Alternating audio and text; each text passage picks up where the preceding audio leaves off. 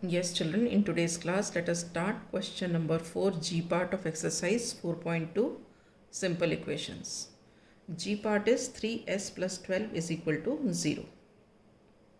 ठीक है, we have to solve this equation. So, we have to remove this plus 12 from here. So, how do we remove? We subtract 12 from both sides. So, we write here subtract 12 from both sides. So we get 3s plus 12 minus 12 is equal to 0 minus 12.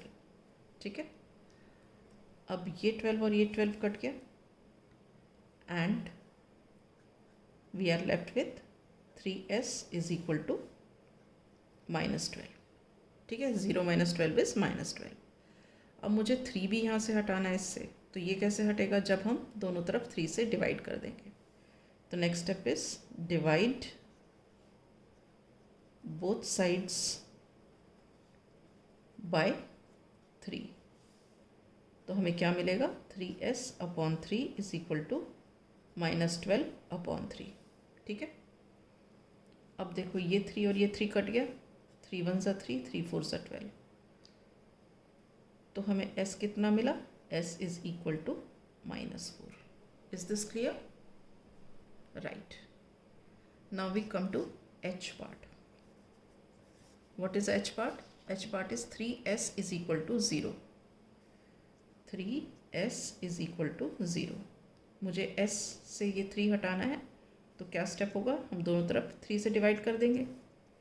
Divide both sides by 3. तो हमें क्या मिलेगा? 3s upon 3 is equal to 0 upon 3. ठीक है, तो ये देखो 3 और ये 3 कट जाएगा and 0 upon 3 is 0. So what do we get? We get s is equal to 0. Is this clear? Now coming to i part. i part क्या है? 2q is equal to 6. This is one step question. मुझे 2 अलग करना है q से, तो कैसे करेंगे? Divide both sides by 2. Divide both sides by 2.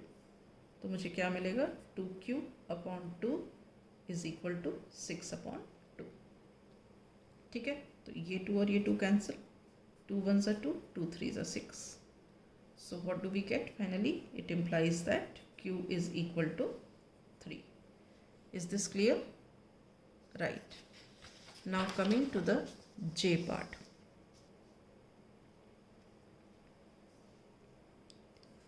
j part क्या है? 2q minus 6 is equal to 0. सबसे पहले हमें ये 6 minus 6 रिमूव करना है. तो what we will do? We will add 6 to both sides. So we write here add 6 to both sides. तो हमें क्या मिलेगा? 2q minus 6 plus 6 is equal to 0 plus 6. ठीक है, अब ये 6 और ये 6 कैंसिल हो जाएगा. So what do we get? We get 2q is equal to 6. 0 plus 6 is 6. अब ये भी 2 रिमूव करना है, q के साथ है. तो ये कैसे रिमूव होगा? जब हम दोनों साइड्स डिवाइड कर देंगे 2 से. तो नेक्स्ट स्टेप क्या होगा? Divide both sides by 2. तो हमें क्या मिलेगा? 2q upon 2 is equal to 6 upon 2. ठीक, now this 2 and 2 gets cancelled. 2 1s are 2, 2 3s are 6. तो what do we get? q is equal to 3. Is this okay? Right. Now we come to the k part. k part क्या है? 2q plus 6 is equal to 0. 2q plus 6 is equal to 0. तो इसमें first step क्या होगा? हमें ये 6 remove करना है, मतलब दोनों तरफ -6 होना चाहिए. तो हमारा स्टेप क्या होगा, सब्ट्रैक्ट 6 फ्रॉम बोथ साइड्स।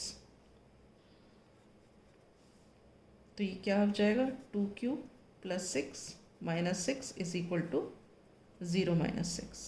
ठीक है, अब ये 6 और 6 कैंसिल हो जाएगा। So what do we get, 2q is equal to minus 6, 0 minus 6 is minus 6। अब मुझे 2 भी रिमूव करना है यहाँ से, तो हम क्या करेंगे, बोथ साइड्स भी डिवाइड बाय 2।